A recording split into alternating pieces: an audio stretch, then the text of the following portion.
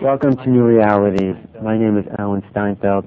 On this show, I'd like to explore the nature of healing, consciousness, and who we are as spiritual, emotional, physical beings. And two of the finest people I've met who have been doing this kind of work in the healing modalities and spiritual evolution are my guests tonight. They're E. Lindwall, Doc and Ruth Lindwall. Thanks for coming. Thank you, Alan, for inviting me. Thank you for inviting us on. It's a joy to be with you and to see you again. You know, and I've done a lot of healing workshops, but since I did your workshop, we figured out it was 1991, I've been using this work to tune into other people and to guide them in their own healing. And it's kind of like tuning into them psychically and then bringing through what they need to heal for themselves. That's how I would describe the work. It's wonderful. Nothing could please us more than to know that those who've attended the workshop have been using it to help other people. Yeah. To help yourself as well as others. And I do a lot of body work and things like that. And when I know it's working, I feel your presence standing over my right shoulder. Then I know I'm tuned into that level of work. It seems to happen all over the world. Really? Yes, many people describe seeing us and feeling us and calling upon us. And when we realize that this is a holistic universe, we're all a part of each other. We're all interconnected. And when we utilize that reality and helping ourselves and helping our friends and family members and so forth, it's just an expansion of our abilities. Yeah, I think he's bringing through a very unique and powerful energy, spiritual energy. So when I'm working with someone, and we'll get into what that work is, I actually get the sense of you're whispering in my ear and you say, tell them to repeat this, you know, and say this after themselves. Because, well, the work is sort of a transformational, affirmational way of healing the body. Is that how you would describe your work? It's energetic. Of course, everything is energy, as we know. But there are different frequencies of energy. Yes. And we are working with letting go of the lower frequencies, like the hate, the anger, the fear, and the jealousy, and those negative qualities within us. As we release those from our consciousness, then all we have eventually left is love. And they affect the physical body. Definitely. Very definitely. And Doc has done a study because he was a practitioner of chiropractic for 34 years in Atlanta, Georgia. He started out in the field of medicine. And because he had injured his spine during World War II, he had fractured his back and had physical problems. And when he was out of the military and went back to school, he found that a chiropractor was able to help him where he had only been able to get treatment for pain before. This is at the University of Wisconsin where I was taking my pre-medical work. Well, that's just on the physical level. All along, you must have been aware of a spiritual connection. How'd that happen for both of you? That awareness, that other level. Well, I think both of us were spiritually attuned as children. We were considered by our families as being a little different, more inward perhaps, a little more reflective, having a faith in a power that was guiding and directing us. And as we came together and we described that, and he said he felt he was to be a minister or a doctor. He didn't know which. And I said I always felt that I was to be a teacher. And I studied in the field of education and planned to be a public school teacher. But I found that after I finished my education, the curriculum was not as exciting to me. I felt, of course, it's important that we go to school and we learn the basics. But I wanted to discover something that would help people on a deeper level. And I felt that was missing in my own life, even though I had been raised in a traditional Christian background. And I believed fully in the message of Jesus in bringing love to the planet. But there was something missing in that connection and applying every day in every situation those problems that come up and create doubts and create fear and create apprehension. So then you met, and you, Doc, were open to a certain level of. Because when I see you and feel you, there's so much that you carry with you. There's a presence for both of you, but particularly you. It's huge, a kind of spiritual energy, and you're aware of that. You said. Yes, I'm aware of that energy. It just feels very, very good. It feels humility to be allowed to carry that energy. And I define it as unconditional love. It is love that goes out to people, no matter what their background, their race, their creed, their belief systems. It's always there, and this man always carries it. And it is an aura that blesses everyone within that sphere of influence. Well, you have it too. Yes, of course you do. Yeah, especially your love for Doc too. I feel it there. We have a tremendous love for each other. Yeah. And I think that part of our ministry is bringing that realization of the balance between male-female energies. And certainly as a couple, we've had wonderful opportunities to be tested in keeping that balanced and harmonious, and Doc learning how to be a little more feminine, if you would, in his receptivity, as well as being a force that moves out, and for me to learn to be a little more assertive and not quite so passive as I was earlier in life. Yeah, and you put yourself on the line every time you do a session. You are totally present for people. You are on the front lines, you know. Yes, we operate on the front line all the time. It's facing the world around us with the challenge of doing it all in love. In the last 20 years, we have traveled and worked in over 32 countries, Alan, and I could never have imagined that when we started out. I know, and you went to Russia right at the time that the communist government was falling, and then somehow part of a spiritual energy that was coming to that country. In August of 1991, we were there one day after the coup ended, and the State Department said that it was okay for Americans to travel. We had already been scheduled to be there, and we were at the Ukrainian Center, and this is where you were at that time. That's right, that's where I met you. And we were apprehensive because we didn't know if we would be allowed to go into Russia because of the conflict there. But the day after the coup, everything opened, and it was ironic that we were unable to get our visas or our airline tickets approved until the day we flew. And the next day after we landed, we did our first workshop. Wow. So you're welcomed all over the world. Yes, we have a wonderful welcome at every place in the world we've been. And we don't think we're invited. People who hear of our work and find it appealing to them somehow manage to get an invitation to us. And so... So let's talk a little bit about your work. I mean, the details, just so people who don't know about you at all get a sense of how you work. I mean, you want to just give a brief... I'd like to start on just a little bit about when I first got into chiropractic. Yes. That was 1951. And what I found was that there was a problem, oftentimes, with a patient that would not fully respond, not on a permanent basis, at least. Right.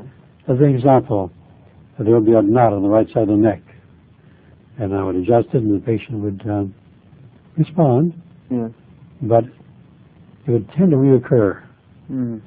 And what I found eventually was that this was caused by the soul mind-body relationship.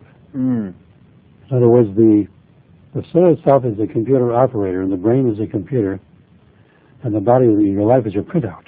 So if your printout is not showing a balance, And there's something within the brain, within the consciousness, that's causing that.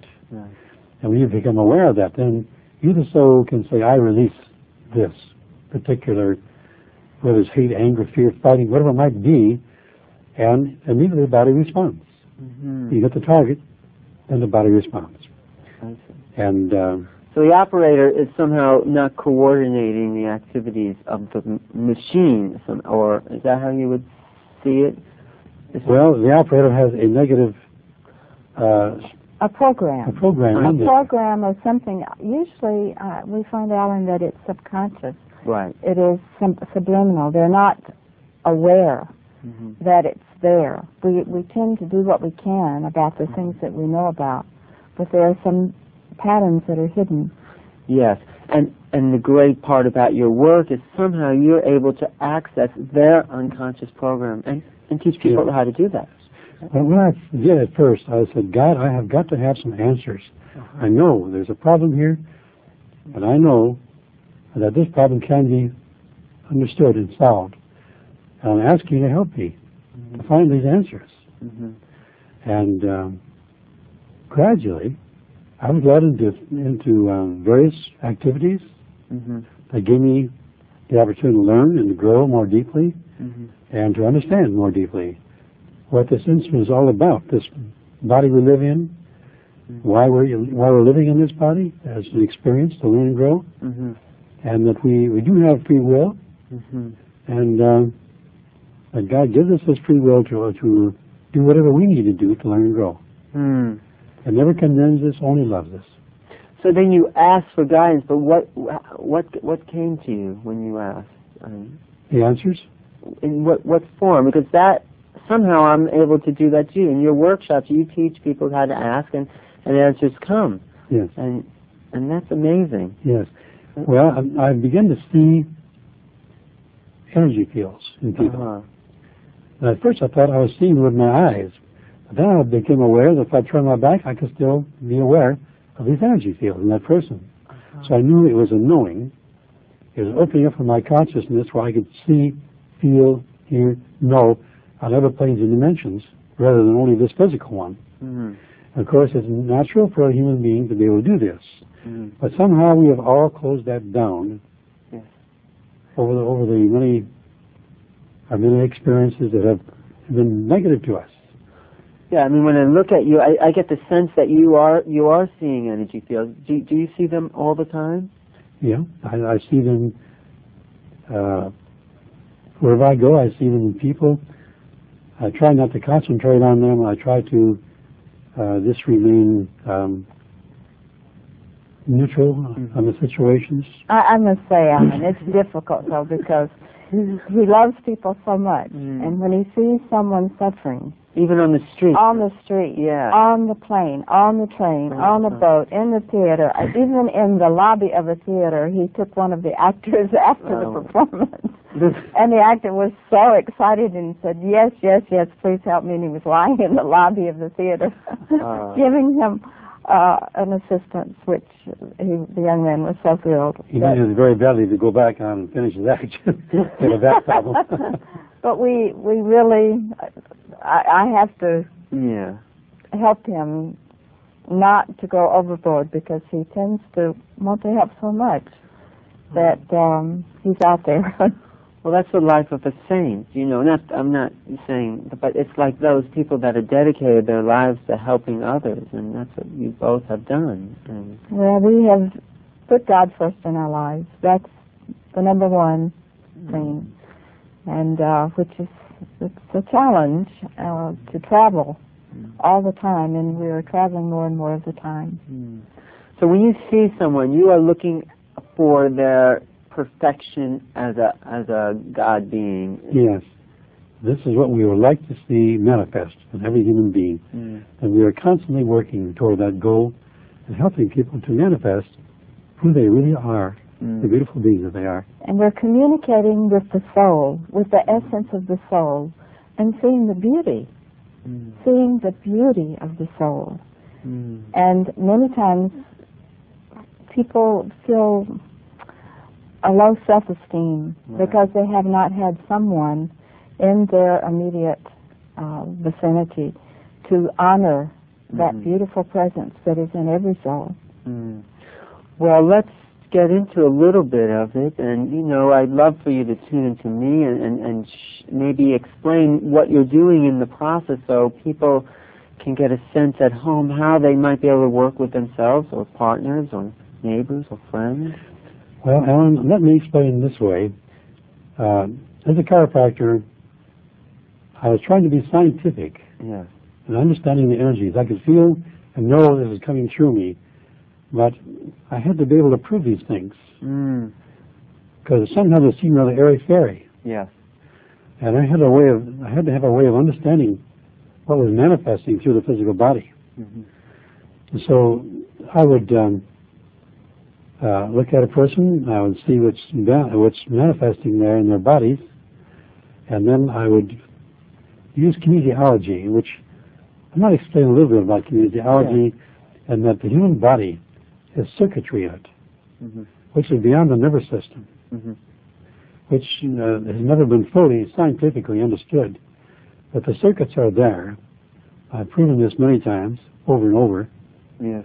And as an example, the lung meridian is in the same circuit with the deltoid muscle. So if you hold your arm this way and it's weak, that means you don't have enough energy in your lung. I see. Means the circuit is broken, and now you're not receiving that energy, that God energy that runs the body, the life force that runs the body. And then I tune in to see where that's coming from. When I have the person make that release, there's an instant change in the energy field. And the energy comes in, the muscle goes strong, the lung gets the energy it needs to be normal, or whatever organ it may be. Every organ is connected with some muscle group somewhere in the body that we can test with kinesiology.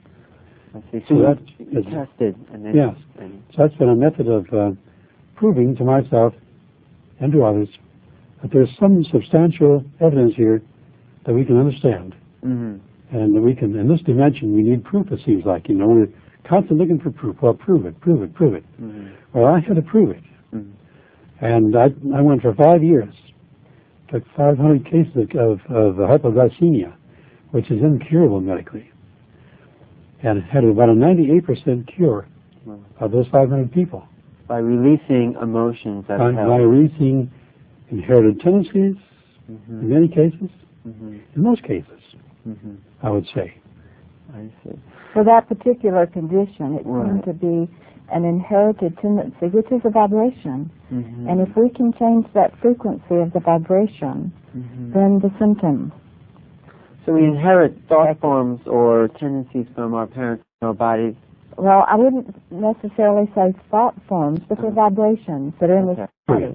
And you can heal that, you're saying, and you that do that. can be changed. So everything can be changed. Everything is changing constantly. And whether it's a change that benefits us or is detrimental to us is largely due to our own consciousness, our own awareness. How do we stay in alignment? Well, first we have to get in alignment, but how would we stay present and focused on this God force? Attuned to love that is unconditional. Most of us only know love that is conditional. Right. I love you if, I love you until, or when, and because, and if you don't do certain things, I won't love you anymore. That is a man's contrived conception of love. It is an affinity for something that pleases you or displeases you. But unconditional love is there constantly. It doesn't change. It is there bringing forth the highest good of all under all conditions. And when we begin to operate from that level, we are operating from a totally different source. Love is the greatest power in the universe. And I feel that from both of you. And so if you want to tune into me, I would appreciate that. Yes, I'd be happy to do that, Ellen. I see two things, basically. And one is a knot on the right side of your neck. It's quite tender. I do have a knot on the right side of my neck. It's been there. Yeah, we'll take care of that. Okay. And also, the energies to your stomach is not adequate. Okay. So So let's test that first and see how that works out. May I come up there and help you with that? Sure. Well, okay. Well, can we just sit here like this and do it, or just so we can get it on camera? Okay. This is a big knot here. Yes. Very tender. Yes. That's fine over there, right? Yes, it is actually. And anytime we have a knot in a muscle, it means that muscle is weak. So it contracts. It tries to compensate. Right. But then it, in turn, tends to pull this bone out of place, this axis vertebra. Right. And that goes weak. So push against my hand over here. Okay. Now straighten your neck that way and push that way. Okay. Now push. See, it's weak. Yes, it is. This way, yes. I can't budge it. It's strong. Right. So let's see what's causing that, Ellen. Now he will look, and some call this the Akashic record, which is a record of your soul's history. Just say this, say, I release. I release. My not wanting to see. My not wanting to see. What my reality really is. What my reality really is. And as a God being. As a God being. In another plane and dimension. In another plane and dimension. Now that's not to understand and to realize. I open up to understand and to realize. And to accept. And to accept. My real nature. My real nature. Now push. Yeah. And all gone? Well, let me see. Yeah, it's sort of gone. I mean, I still feel a little residue of it's a little bit down towards the shoulder. Well, that's another one. Oh, that's this one's gone here. That one's gone. Yeah. Yeah. That's another one we'll deal with. Yeah, here. that one. Yes. Okay, here, hold strong. Okay. Yes, that's this one here. You see? Yes, that one. Right in there. Yeah. And that is.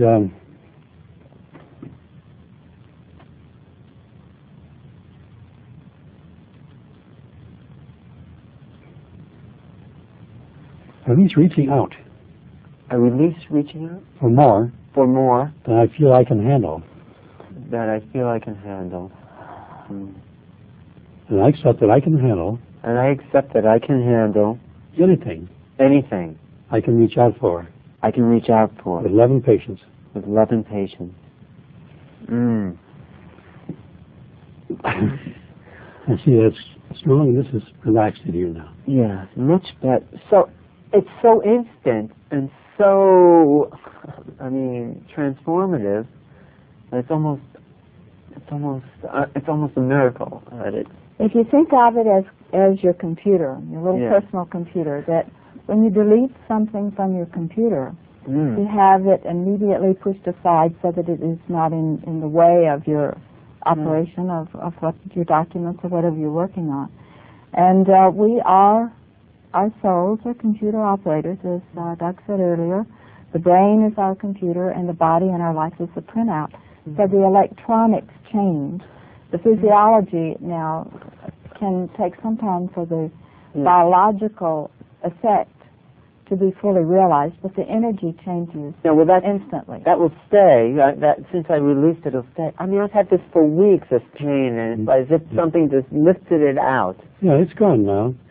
And of course, you can always reprogram things. I wouldn't want to do that. But some people do.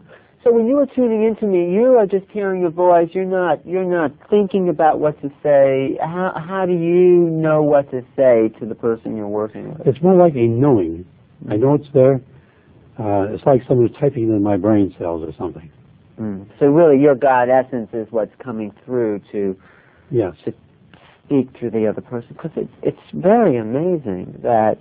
You got the stomach weakness. Yes. So let's get that. Straighten your arms straight out for me. Straight out. Like this, a little strong. Yeah.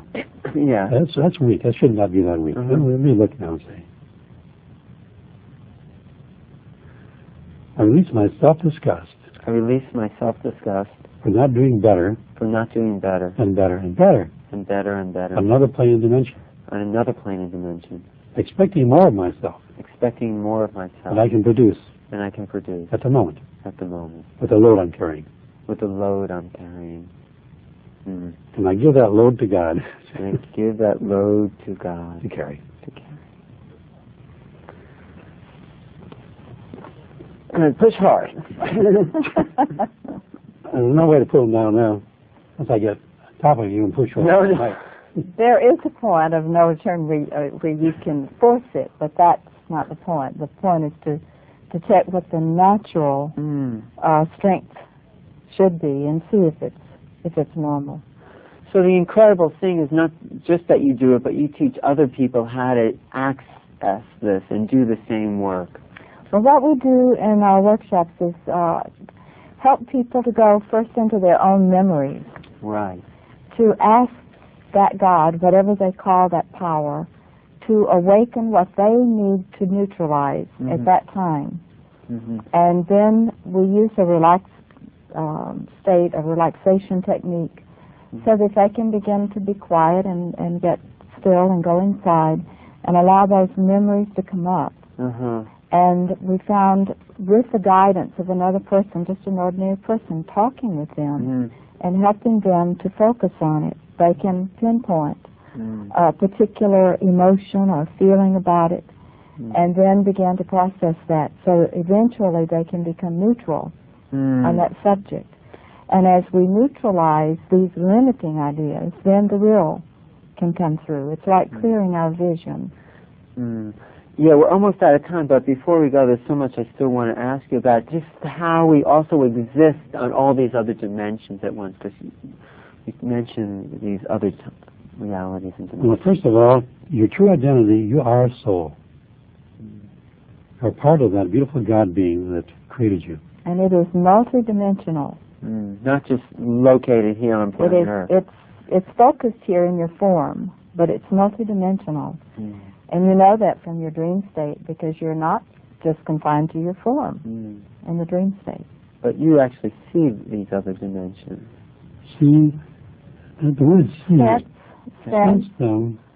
There's an awareness that is beyond the physical. But they're real to you. I mean, this is real. This one here. You see, that's all real, probably. Yeah. And the activity and the work is just as phenomenal on the other dimensions. You had to prove it first as a chiropractor, but then you realized how real they. What convinced you, besides just the proof? I mean, what was your experience of being in these other dimensions or accessing them that proved to you how real they were? Well, I think the music of the spheres, the first time you heard this on another level. That was God telling me. I was sitting meditating during my noon hour with my secretary. Yes. And she was sitting in one chair, I was sitting in another chair. We were meditating, and she said, "Well, I have to get up because it's time for the first patient to come in." So I said, "Well, I feel like something was telling me I need to stay a little longer." I did. And beautiful, beautiful music came through. It was so I cried. The tears just rolled down my cheeks, and it was so beautiful. And I felt like that was God telling me, "You're on the right track. Just keep moving." And you tapping into this other level. Another level of awareness. So, and it's more and more coming to you all the time. Yeah.